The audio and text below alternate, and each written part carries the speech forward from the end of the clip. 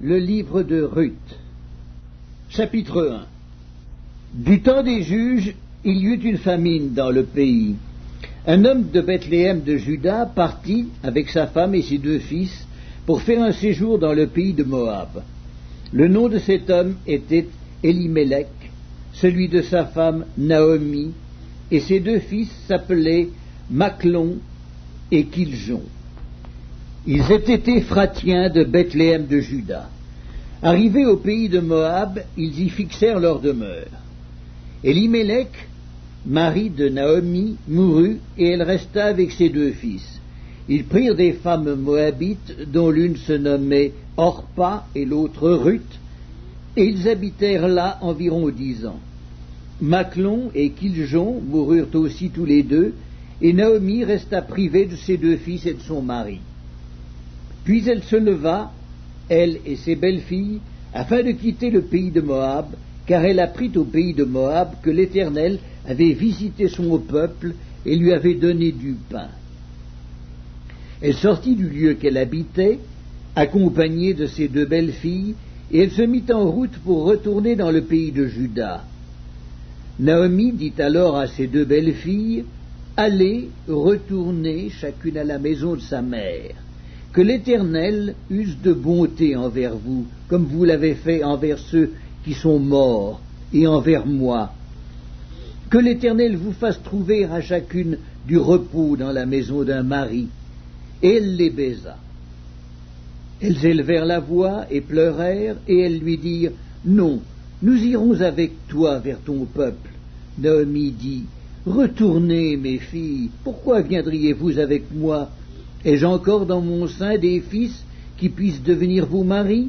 Retournez, mes filles, allez, je suis trop vieille pour me remarier, et quand je dirai « j'ai de l'espérance », quand cette nuit même je serai avec un mari et que j'enfanterai des fils, attendriez-vous pour cela qu'ils eussent grandi? Refuseriez-vous pour cela de vous marier? Non, mes filles, car à cause de vous je suis dans une grande affliction de ce que la main de l'Éternel s'est étendue contre moi. » Et elles élevèrent la voix et pleurèrent encore. Orpa baisa sa belle-mère, mais Ruth s'attacha à elle. Naomi dit à Ruth, « Voici, ta belle-sœur est retournée vers son peuple et vers ses dieux. Retourne, comme ta belle-sœur. » Ruth répondit, « Ne me presse pas de te laisser, de retourner loin de toi. Où tu iras, j'irai. Où tu demeureras, je demeurerai. Ton peuple sera mon peuple, et ton Dieu sera mon Dieu. Où tu mourras, je mourrai, et j'y serai enterré. Que l'Éternel me traite dans toute sa rigueur, si autre chose que la mort vient me séparer de toi. » Naomi, la voyant décidée à aller avec elle, cessa ses instances. Elles firent ensemble le voyage jusqu'à leur arrivée à Bethléem. Et lorsqu'elles entrèrent dans Bethléem, toute la ville fut émue à cause d'elles, et les femmes disaient, « Est-ce là Naomi ?» Elle leur dit, « Ne m'appelez pas Naomi, appelez-moi Mara, car le Tout-Puissant m'a rempli d'amertume. J'étais dans l'abondance à mon départ, et l'Éternel me ramène les mains vides. Pourquoi m'appelleriez-vous Naomi, après que l'Éternel s'est prononcé contre moi, et que le Tout-Puissant m'a affligé ?» Ainsi revinrent du pays de Moab Naomi et sa belle-fille Ruth, la Moabite. Elles arrivèrent à Bethléem au commencement de la moisson des orges. Le livre de Ruth, chapitre 2. Naomi avait un parent de son mari. C'était un homme puissant et riche de la famille d'Elimelech et qui se nommait Boaz. Ruth, la Moabite, dit à Naomi, « Laisse-moi, je te prie, aller glaner des épis dans le champ de celui aux yeux duquel je trouverai grâce. » Elle lui répondit, « Va, ma fille. » Elle alla glaner dans un champ derrière les moissonneurs, et il se trouva par hasard que la pièce de terre appartenait à Boaz, qui était de la famille d'Elimelech. Et voici, Boaz vint de Bethléem, et il dit au moissonneur, « Que l'Éternel soit avec vous. » Ils lui répondirent, « Que l'Éternel te bénisse. » Et Boaz dit à son serviteur chargé de surveiller les moissonneurs, « À qui est cette jeune femme ?» Le serviteur chargé de surveiller les moissonneurs répondit, « C'est une jeune femme moabite qui est revenue avec Naomi du pays de Moab. Elle a dit, « Permettez-moi de glaner et de ramasser des épis entre les gerbes derrière les moissonneurs. » Et depuis ce matin qu'elle est venue, elle a été debout jusqu'à présent et ne s'est reposée qu'un moment dans la maison. Boaz dit à Ruth, « Écoute, ma fille, ne va pas glaner dans un autre champ, ne t'éloigne pas d'ici et reste avec mes servantes. Regarde où l'on moissonne dans le champ et va après elles. J'ai défendu à mes serviteurs de te toucher. Et quand tu auras soif, tu iras au vase et tu boiras ce que les serviteurs auront puisé. » Alors elle tomba sur sa face et se prosterna contre terre, et elle lui dit, « Comment ai-je trouvé grâce à tes yeux pour que tu t'intéresses à moi qui suis une étrangère ?» Boaz lui répondit, « On m'a rapporté tout ce que tu as fait pour ta belle-mère depuis la mort de ton mari, et comment tu as quitté ton père et ta mère et le pays de ta naissance pour aller vers un peuple que tu ne connaissais point auparavant.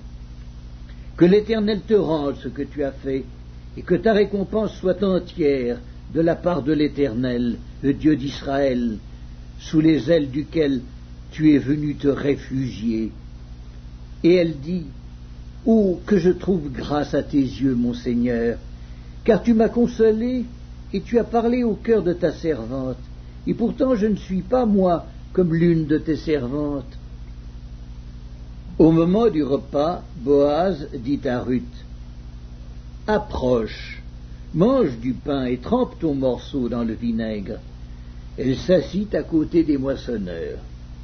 On lui donna du grain rôti, elle mangea et se rassasia, et elle garda le reste. Puis elle se leva pour glaner. Boaz donna cet ordre à ses serviteurs, qu'elle glane aussi entre les gerbes, et ne l'inquiétez pas, et même vous ôterez pour elle des gerbes quelques épis, que vous la laisserez glaner sans lui faire de reproches. Elle glana dans le champ jusqu'au soir, et elle bâtit ce qu'elle avait glané. Il y eut environ un épha d'orge. Elle l'emporta et rentra dans la ville, et sa belle-mère vit ce qu'elle avait glané. Elle sortit aussi les restes de son repas et les lui donna. Sa belle-mère lui dit, « Où as-tu glané aujourd'hui et où as-tu travaillé? Béni soit celui qui s'est intéressé à toi. » Et Ruth fit connaître à sa belle-mère chez qui elle avait travaillé. « L'homme chez qui j'ai travaillé aujourd'hui, dit-elle, s'appelle Boaz. » Naomi dit à sa belle-fille, « Qu'il soit béni de l'Éternel, qui se montre miséricordieux pour les vivants, comme il le fut pour ceux qui sont morts. » « Cet homme est notre parent, lui dit encore Naomi, il est de ceux qui ont sur nous droit de rachat. Ruth, la Moabite, ajouta, « Il m'a dit aussi, reste avec mes serviteurs jusqu'à ce qu'ils aient achevé toute la moisson. » Et Naomi dit à Ruth, sa belle-fille, « Il est bon, ma fille, que tu sortes avec ses servantes et qu'on ne te rencontre pas dans un autre champ. » Elle resta donc avec les servantes de Boaz pour glaner jusqu'à la fin de la moisson des orges et de la moisson du froment. Et elle demeurait avec sa belle-mère. Le livre de Ruth, chapitre 3. Naomi, sa belle-mère, lui dit, « Ma fille, je voudrais assurer ton repos afin que tu fusses heureuse. Et maintenant, Boaz, avec les servantes duquel tu as été, n'est-il pas notre parent? Voici, il doit vanner cette nuit les orges qui sont dans l'air. Lave-toi et oins-toi, puis remets tes habits et descends à l'air. Tu ne te feras pas connaître à lui jusqu'à ce qu'il ait achevé de manger et de boire. Et quand il ira se coucher, observe le lieu où il se couche. Ensuite, va, découvre ses pieds et couche-toi. Il te dira lui-même ce que tu as à faire. » Elle lui répondit, « je ferai tout ce que tu as dit. Elle descendit à l'air et fit tout ce qu'avait ordonné sa belle-mère. Boaz mangea et but, et son cœur était joyeux. Il alla se coucher à l'extrémité d'un tas de gerbes. Ruth vint alors tout doucement, découvrit ses pieds et se coucha. Au milieu de la nuit, cet homme eut une frayeur. Il se pencha, et voici, une femme était couchée à ses pieds. Il dit, « Qui es-tu » Elle répondit, « Je suis Ruth, ta servante. Étends ton aile sur ta servante, car tu as droit de rachat. » Et il dit, « Sois bénie de l'Éternel, ma fille. » Ce dernier trait témoigne encore plus en ta faveur que le premier, car tu n'as pas recherché des jeunes gens, pauvres ou riches. Maintenant, ma fille, ne crains point. Je ferai pour toi tout ce que tu diras, car toute la porte de mon peuple sait que tu es une femme vertueuse. Il est bien vrai que j'ai droit de rachat, mais il en existe un autre plus proche que moi. Passe ici la nuit, et demain, s'il veut user envers toi du droit de rachat, à la bonne heure qu'il le fasse. Mais s'il ne lui plaît pas d'en user envers toi, j'en userai, moi. L'Éternel est vivant. Reste couché jusqu'au matin. Elle resta couchée à ses pieds jusqu'au matin, et elle se leva avant qu'on pût se reconnaître l'un l'autre. Boaz dit, « Qu'on ne sache pas qu'une femme est entrée dans l'air. » Et il ajouta, « Donne le manteau qui est sur toi, et tiens-le. » Elle le tint, et il mesura 6 mesures d'orge qu'il chargea sur elle. Puis il rentra dans la ville. Ruth revint auprès de sa belle-mère, et Naomi dit, « Est-ce toi, ma fille ?» Ruth lui raconta tout ce que cet homme avait fait pour elle. Elle dit, « Il m'a donné ces 6 mesures d'orge en disant, « Tu ne retourneras pas à vide vers ta belle-mère. » Et Naomi dit, « Sois tranquille, ma fille, jusqu'à ce que tu saches comment finira la chose, car cet homme ne se donnera point de repos qu'il n'ait terminé cette affaire aujourd'hui. »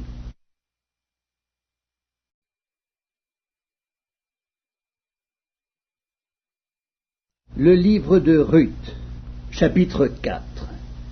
Boaz monta à la porte et s'y arrêta. Or, voici, celui qui avait droit de rachat et dont Boaz avait parlé, vint à passer. Boaz lui dit, « Approche, reste ici, toi, un tel. » Et il s'approcha et s'arrêta. Boaz prit alors 10 hommes parmi les anciens de la ville, et il dit, « Asseyez-vous ici. » Et ils s'assirent. Puis il dit à celui qui avait le droit de rachat, « Naomi, revenue du pays de Moab, a vendu la pièce de terre qui appartenait à notre frère Élimélec. J'ai cru devoir t'en informer et te dire, acquiers-la en présence des habitants et en présence des anciens de mon peuple. Si tu veux racheter, rachète, mais si tu ne veux pas, déclare-le-moi, afin que je le sache, car il n'y a personne avant toi qui ait le droit de rachat, et je l'ai après toi. » Et il répondit, « Je rachèterai. » Boaz dit, « Le jour où tu acquerras le champ de la main de Naomi, tu l'acquerras en même temps de Ruth, la Moabite, femme du défunt, pour relever le nom du défunt dans son héritage. » Et celui qui avait le droit de rachat répondit, « Je ne puis pas racheter pour mon compte, crainte de détruire mon héritage. Prends pour toi mon droit de rachat, car je ne puis pas racheter. » Autrefois, en Israël, pour valider une affaire quelconque relative à un rachat ou à un échange, l'un ôtait son soulier et le donnait à l'autre. Cela servait de témoignage en Israël. Celui qui avait le droit de rachat dit donc à Boaz, « Acquiert pour ton compte. » Et il ôta son soulier. Alors Boaz dit aux anciens et à tout le peuple, « Vous êtes témoins aujourd'hui que j'ai acquis de la main de Naomi tout ce qui appartenait à Élimélec, à Kiljon et à Machlon, et que je me suis également acquis pour femme Ruth, la Moabite, femme de Maclon, pour relever le nom du défunt dans son héritage, et afin que le nom du défunt ne soit point retranché d'entre ses frères et de la porte de son lieu. Vous en êtes témoins aujourd'hui. Tout le peuple qui était à la porte et les anciens dirent, nous en sommes témoins. Que l'Éternel rende la femme qui entre dans ta maison semblable à Rachel et à Léa, qui toutes les deux ont bâti la maison d'Israël. Manifeste ta force dans Éphrata, et fais-toi un nom dans Bethléem. Puisse la postérité que l'Éternel te donnera par cette jeune femme rendre ta maison semblable à la maison de Péretz, qui fut enfantée à Juda par Tamar. Boaz prit Ruth, qui devint sa femme, et il alla vers elle. L'Éternel permit à Ruth de concevoir, et elle enfanta un fils. Les femmes dirent à Naomi, béni soit l'Éternel, qui ne t'a point laissé manquer aujourd'hui d'un homme ayant droit de rachat, et dont le nom sera célébré en Israël. Cet enfant restaurera ton âme et sera le soutien de ta vieillesse, car ta belle-fille, qui t'aime, l'a enfantée, elle qui vaut mieux pour toi que 7 fils. Naomi prit l'enfant et le mit sur son sein, et elle fut sa garde. Les voisines lui donnèrent un nom en disant, un fils est né à Naomi. Elles l'appelèrent Obed. Ce fut le père d'Isaïe, père de David. Voici la postérité de Péretz. Péretz engendra Hetzron. Hetzron engendra Ram. Ram engendra Aminadab. Aminadab engendra Nachshon. Nachshon engendra Salmon. Salmon engendra Boaz. Boaz engendra Obed. Obed engendra Isaïe. Et Isaïe engendra David.